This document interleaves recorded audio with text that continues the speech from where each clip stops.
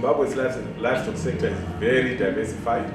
It covers cattle production, dairy production, goat production, poultry production, pork production, fish farming, and the like. It's a very big and growing subsector. It's probably the most inclusive agricultural subsector after maize, because as you know, almost every farmer, whether big, large, or medium-sized, grows some kind of animal, one animal or the other, and feeds the nation. Zimbabwe is one of a few countries in Africa that is self-sufficient in animal protein. We produce all the broiler meat we consume in Zimbabwe is produced in Zimbabwe. And all the beef that is consumed in Zimbabwe is consumed in Zimbabwe. Presently, we are producing, on average, about 13 kgs per person per year to feed the nation. So that's the average consumption of broiler meat. On the beef side, we are consuming about 6 kgs per person per year. We believe that there's tremendous opportunities for growth in both the broiler and pork production value chains and in the beef sector, driven by domestic demand.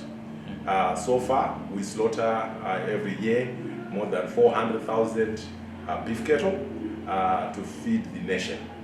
As I say, we are producing almost 13 kgs per person per year, over 100,000, 120,000 metric tons of broiler meat is consumed in Zimbabwe every year.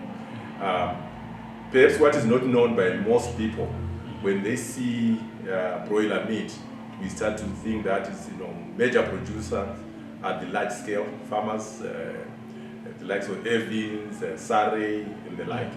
The majority, most of the broilers meat that is consumed in Zimbabwe today is coming from small scale and medium-sized farmers. They are now accounting for 76% of the broiler meat, whether it is consumed in the household kitchen or in the fast food industry.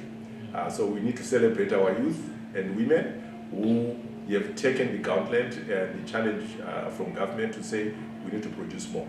And we've seen tremendous response in that regard, particularly on the broiler meat production side.